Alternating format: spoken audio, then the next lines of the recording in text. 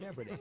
I've never heard anybody say, you know, that bitch ass nigga Snoop. It's just like, yo, Snoop is the big homie. East, West, South, it doesn't matter. Because I'm hands-on, baby girl, meaning that even when we had issues with the East Coast, I was the only nigga that was willing to confront the East Coast niggas, whether it was disrespectful or respectful.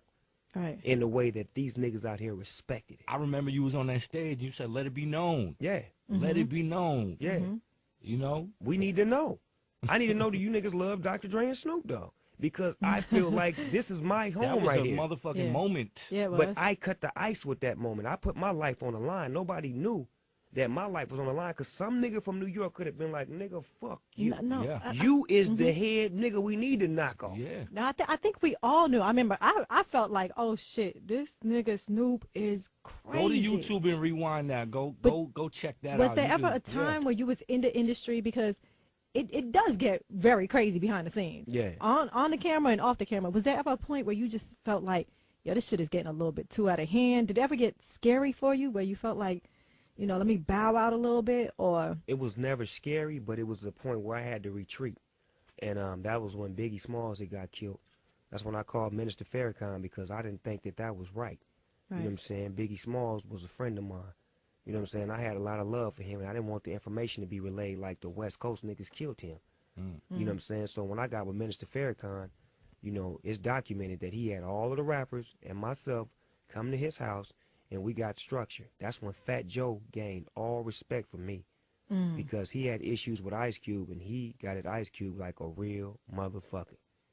A real mother. And he drove out there. That nigga was like, nigga, I don't fly nowhere. I drove out here. Right. But I had never really knew Fat Joe like that, but that day was needed. Cam and Ice Cube was beef, and it was just like, it was so much going on. But once Biggie got killed, I called Minister Farrakhan. I said, Minister Farrakhan, I'm not scared, but I know that the vibe is going to be them West Coast niggas did that, and we need to hit Snoop Dogg because he the next one. He the only one. And he was in the middle of that shit. But he wasn't, because it was a time when I went to Angie Martinez's radio show, and she asked me, when Pac was alive, when we was in New York, how do you feel about Biggie and Puffy? And I told her, them is my homies. I got love for them. And did you get any backlash from What? that from the West Coast? Because I remember that. Not the West Coast. I got backlash from Suge Knight, Tupac, and Death Row. And then was our last days hanging out before he got killed. So we ended on a kind of foul note because he felt like I didn't stay down with him.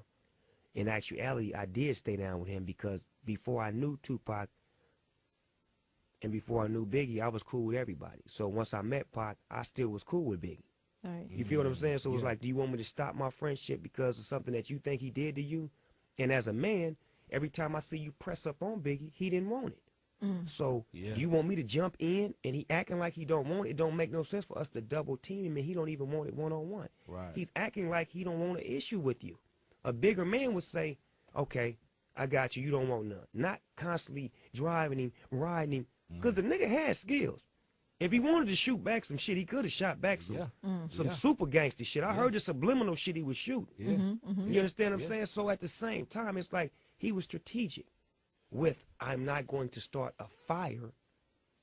I'll just shoot a shot here and there. You know, I'm not no punk, nigga. You know what I'm saying? How do you feel hip-hop would be today if Biggie and Tupac was here still?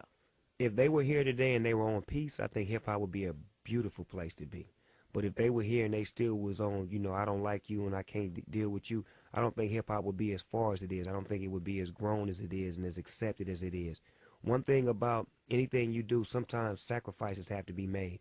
And it's sad to say that their lives had to be sacrificed for hip-hop to become what it is today. You know what I'm saying? And, you know, God took them away for a reason, and he put them here for a reason. They time that they was here and the spirits that they shed on people and the love that they gave through their music should be cherished. You know what I'm saying? I got a chance to know both of them cats. I hung out with them both. Hung out with Biggie in New York at the studio. He played the song for me on his record, the one, Dreaming of Lear jets and mansions and coupes and trying to sell records like Snoop. I'm sitting in the crib dreaming about Lear jets and coupes, the way Salt shoots and how to sell records like Snoop.